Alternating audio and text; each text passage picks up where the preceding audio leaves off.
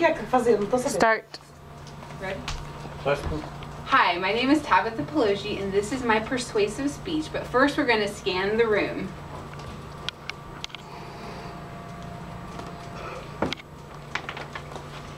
Silky, smooth, luscious, decadent, sexy.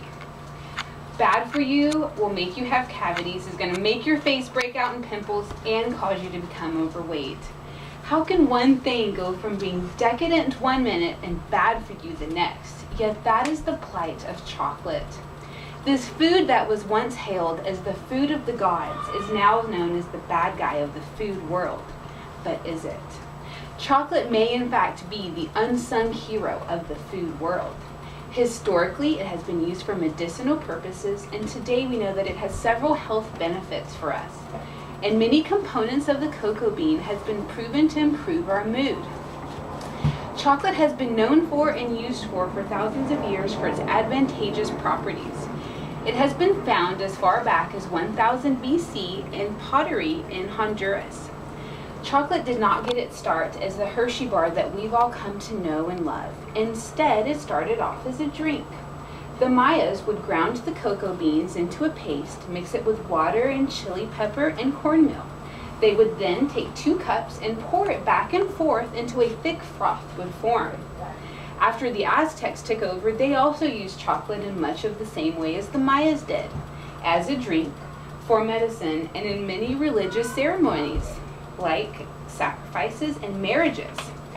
This is a picture of an Aztec marriage ceremony where a cup of chocolate is being offered.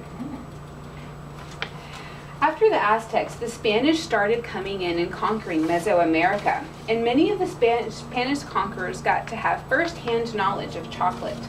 This is Hernando Cortez, and in 1556 he had chocolate, and this is what he had to say.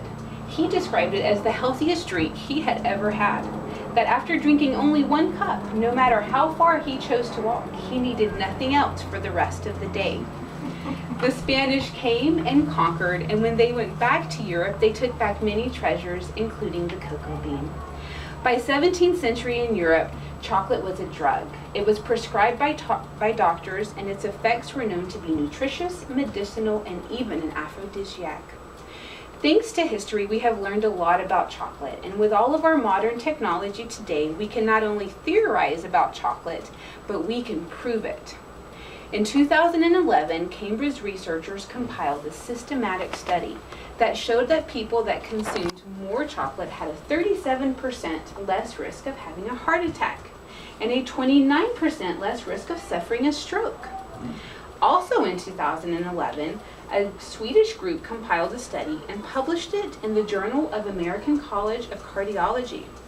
They found a high link between high chocolate consumption and a lower stroke risk for women. And the American Heart Association points to several recent studies that shows the benefits of chocolate in human health. It has known to have effects in insulin sensitivity, blood pressure, vascular and platelet functions. With all of this goodness that the chocolate cocoa has given us, including chocolate bunnies and chocolate fountains, there is more benefits than just to our body, also to our mind. There's a component to chocolate called flavanol, which is known to help in higher mental activities. The British Psychological Society published findings that volunteers performed better on mental math activities after being given hot chocolate with high doses of flavanol. The University of Wales looked at people's attitudes towards chocolate. For example, do we really crave more chocolate when we are under some emotional distress? The answer is yes. And the study found that the basis for that is that chocolate stimulates the release of endorphins.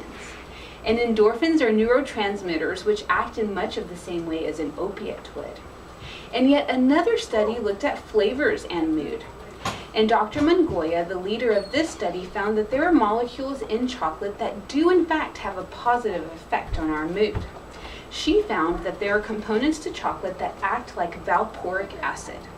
Valproic acid is used today in many antipsychotic drugs like Depakote, which is used to balance out the mood swings with people with bipolar and similar disorders.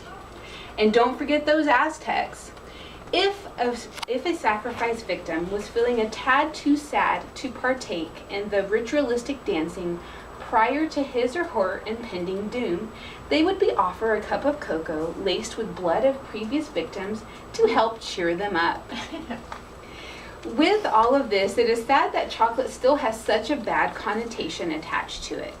I mean, are Twizzlers lowering blood pressure? Can a gummy bear reduce your risk of a stroke? Yet it is chocolate that stands there with its head hung low. But let's imagine something else for a second.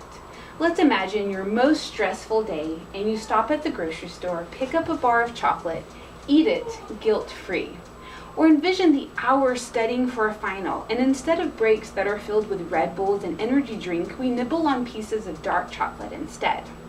I think that's how we should see chocolate.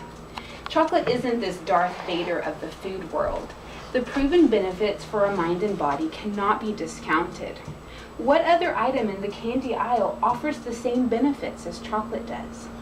But this is not a go out and eat 5 Kit Kats a day kind of speech, because not all chocolates are created the same. And the key word to remember is moderation.